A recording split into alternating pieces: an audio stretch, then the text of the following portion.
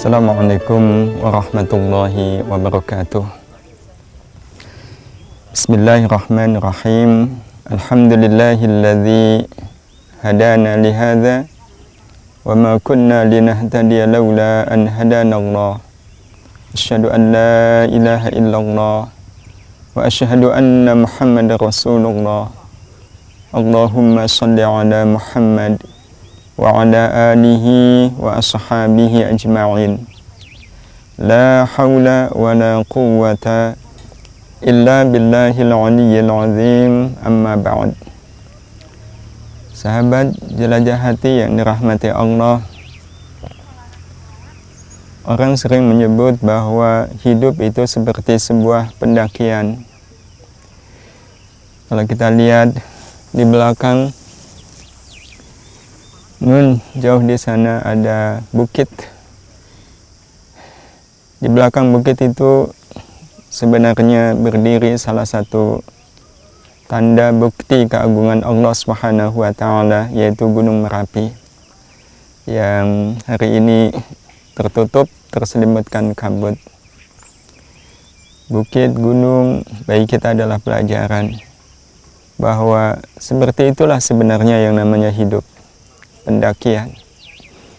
Kita harus mendaki hingga sampai ke puncaknya. Itu target kita.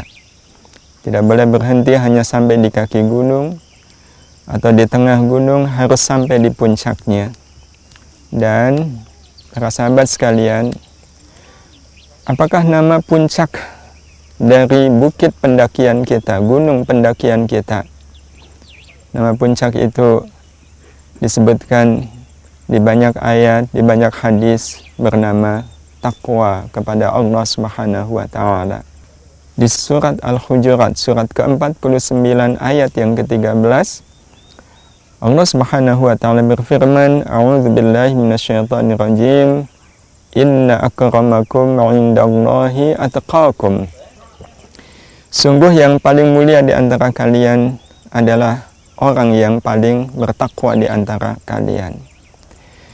Sahabat jelajah hati yang dirahmati Allah Subhanahu wa Ta'ala, takwa menjadi impian, takwa menjadi harapan, takwa menjadi cita-cita setiap orang yang beriman kepada Allah Subhanahu wa Ta'ala.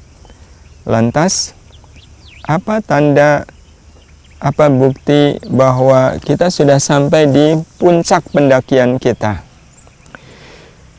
Tandanya yang jelas adalah suasana. Jelas, bila dibandingkan dengan kita di sini, di bawah, dengan kita berada di atas, suasananya pasti akan lain, suasananya pasti akan berbeda.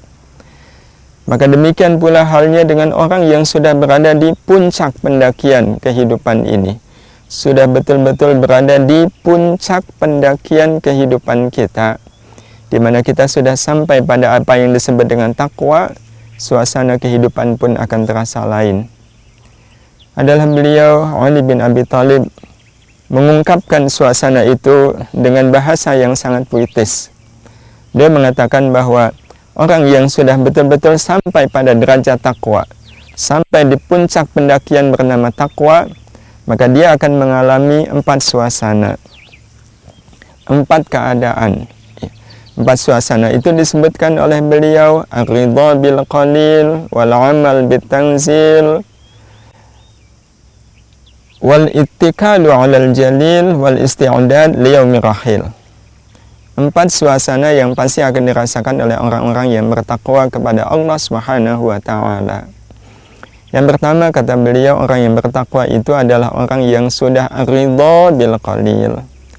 Ya, dia selalu ridha dengan yang sedikit, terutama di dalam soal rezeki. Sungguh bagi orang yang bertakwa, sahabat jelajah hati yang dirahmati Allah, bagi orang yang bertakwa, persoalan rezeki itu bukan persoalan banyak atau sedikitnya. Bagi orang yang bertakwa, dia yakin betul bahwa yang lebih tahu tentang berapa rezeki yang cocok untuk saya adalah Allah Subhanahu wa Ta'ala. Kita mungkin beranggapan bahwa kalau rezeki saya banyak itu lebih baik bagi saya. Tetapi belum tentu itu dalam pandangan Allah Subhanahu wa Ta'ala. Oleh karena itu, Bagi orang yang bertakwa, soal rezeki, dia tidak akan menjadikan banyak atau sedikit itu sebagai target. Yang menjadi target bagi orang yang bertakwa, soal rezeki yang dianggap penting, ada dua. Dua itu, yang pertama adalah keadaan dia waktu dia mendapatkan rezeki, dan yang kedua adalah cara rezeki itu sampai kepada dirinya. Tentu orang yang bertakwa akan sangat menjauhi rezeki yang diperoleh dengan cara yang haram.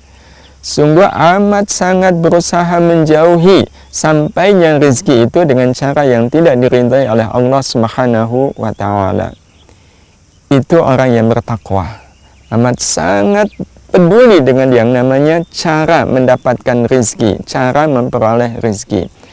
Yang kedua, yang menjadi hal yang penting bagi orang yang bertakwa adalah keadaan dia waktu rezeki itu sampai kepada dia. Sungguh orang yang bertakwa amat sangat takut dengan datangnya rezeki dalam keadaan dia jauh dari Allah Subhanahu wa Ta'ala. Sebagai contoh, semalam tidak tahajud, sholat subuh pun tidak berjamaah, bahkan hampir kesiangan. Tidak baca Quran, tidak sholat duha. Hari ini hidupnya banyak sekali dipenuhi dengan kesia-siaan. Tapi hari ini rezekinya jauh lebih banyak bila dibanding dengan kemarin. Padahal kemarin dia tahajud, dia sholat subuh berjamaah di masjid, dia sholat duha, dia baca Quran, dia jauhkan diri dari segala dosa dan sia-sia. Tapi rezekinya tidak sebanyak hari ini. Apa yang ditakutkan oleh orang yang bertakwa ketika dia dalam keadaan jauh dari Allah mendapatkan rezeki? Yang ditakutkan adalah jangan-jangan rezeki ini bukan bagian dari kasih sayang Allah. Yang sangat ditakutkan adalah ini istidraj dari Allah. Istidraj itu artinya dilulu oleh Allah. Itu yang sangat menakutkan orang yang bertakwa. Sanastadrijuhum min haitsu la ya'lamun. Diberi rezeki tapi diistidraj oleh Allah, dilulu oleh Allah karena keadaannya yang sedang jauh dari Allah Subhanahu wa Ta'ala. Karena itu bagi orang yang bertakwa akan sangat fokus dengan cara mendapatkan rezeki dan menjaga kedekatan dia dengan Allah Subhanahu wa Ta'ala. Adapun Allah berapapun memberikan rezeki akan disikapi dengan ridho. Betapapun Allah memberikan rezeki itu dalam jumlah yang sedikit. Yang kedua, Ali bin Abi Thalib menyebutkan bahwa orang yang bertakwa itu adalah orang yang al-amal bitanzil, orang yang selalu mengamalkan Al-Quran yang sudah diturunkan.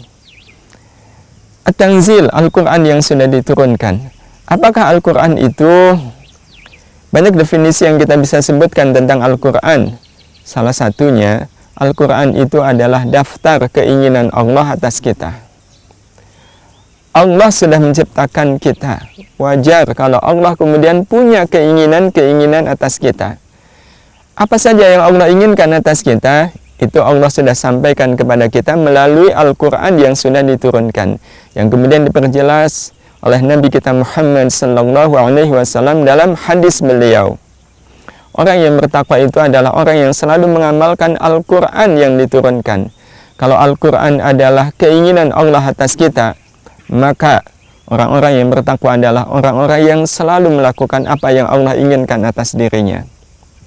Dan sahabat jelajah hati yang dirahmati Allah bicara tentang keinginan Allah, sesungguhnya lah tidak ada satupun yang dilakukan oleh kita kecuali di situ pasti ada yang Allah inginkan. Kita bisa sebut apa saja, pasti di situ ada yang Allah inginkan atas kita. Sebagai contoh, makan saja. Pasti di situ ada yang Allah inginkan atas kita. Makanlah dengan tangan yang kanan. Makanlah dengan menyebut nama Allah. Iya, makan jangan sampai berdiri. Makan jangan sampai kekenyangan, apalagi berlebih-lebihan. Itu semua adalah keinginan Allah pada saat kita makan. Bahkan pada saat kita masuk ke kamar mandi pun di situ ada keinginan Allah. Dahulukan kaki kiri waktu masuk, dahulukan kaki kanan waktu keluar. Itu semua adalah keinginan Allah Subhanahu wa Ta'ala. Dan orang yang bertakwa amat sangat menjaga perilakunya, tindakannya, perbuatannya, berusaha agar selalu sesuai dengan apa yang Allah Subhanahu wa Ta'ala inginkan. Sehingga Orang yang bertakwa adalah orang yang kehidupannya selalu berpindah dari satu keinginan Allah ke keinginan Allah yang lain. Tidak ada satupun yang dia lakukan kecuali betul-betul sesuai dengan keinginan Allah. Jadi ibaratnya sholat itu sesuai dengan keinginan Allah. Selesai sholat, apa yang harus saya lakukan? Berzikir. Selesai berzikir, apalagi yang Allah inginkan atas saya? Berdoa. Selesai berdoa, apalagi yang Allah inginkan atas saya? Baca Quran. Setelah baca Quran, apalagi yang Allah inginkan atas saya? Begitulah yang namanya orang yang bertakwa. Berpindah dari satu keinginan Allah ke keinginan Allah yang lain. Sahabat jelajah hati yang dirahmati Allah, keadaan ketiga yang ini dirasakan oleh siapapun yang sudah berada di puncak kehidupan dia, puncak pendakian gunung kehidupan ini, disebutkan oleh Ali bin Abi Thalib dengan ungkapan al-ittikalu 'alal jalil, yang secara bahasa artinya diterjemahkan bertawakal kepada Allah yang Maha Agung. Tawakal itu sama dengan menyerahkan segalanya kepada Allah setelah berusaha. Tugas kita adalah berusaha, tugas kita adalah berikhtiar, hasilnya sepenuhnya diserahkan kepada Allah Subhanahu wa Ta'ala. Apapun hasilnya, inilah yang terbaik. Inilah yang terbaik untuk saya dari Allah Subhanahu wa Ta'ala. Oleh karena itu, orang-orang yang bertakwa tidak pernah mengenal kata kecewa dari segala ikhtiar-ikhtiar dia. Tidak ada kata menyesal atas kegagalan-kegagalan yang mungkin dia dapatkan setelah dia berusaha. Kegagalan itu bagi dia adalah cara Allah Subhanahu wa Ta'ala untuk mengingatkan dia. Bisa jadi ada yang salah dari ikhtiar ini, sehingga ikhtiar ini digagalkan oleh Allah Subhanahu wa Ta'ala. Orang yang bertakwa dalam itikal dia kepada Allah membuat dia tidak akan pernah lari kemanapun ketika dia punya masalah, kecuali lari kembali kepada Allah Subhanahu wa Ta'ala. Terakhir, sahabat jelajah hati yang dirahmati Allah Subhanahu wa Ta'ala, orang yang bertakwa, kata Ali bin Abi Thalib, adalah orang yang al-isti'dad liyaumir rahil. Dia selalu bersiap kapanpun kematian tiba. Yaumir rahil adalah hari di mana kita dijemput oleh malaikat Israel, dijemput oleh malaikat maut. Nah, orang yang bertakwa adalah orang yang selalu siap kapanpun malaikat maut, kapanpun ajal datang menjemput dia. Kesiapan itu dengan cara apapun yang dia lakukan, dia selalu berpikir, jangan-jangan dalam keadaan seperti ini, ajal datang menjemput saya. Jangan-jangan dalam keadaan saya berbuat seperti ini, tiba-tiba malaikat maut datang menjemput saya. Oleh karena itu, al-isti'dad liyaumir rahil akan melahirkan dua hal yang sangat baik bagi orang yang bertakwa. Dua hal itu, yang pertama, menyebabkan dia tidak punya keberanian untuk melakukan perbuatan dosa, salah, bahkan sia-sia. Kenapa? Saya khawatir kalau dalam keadaan saya melakukan dosa ini, betul-betul ajal datang menjemput saya. Apa jadinya? Pada saat saya melakukan dosa ini, tiba-tiba ajal datang menjemput. Na'udzubillah, saya tidak ingin mati su'ul khatimah. Pengaruh yang kedua ada pada saat dia melakukan amal kebaikan. Dia tidak akan setengah-setengah di dalam melakukan amal kebaikan.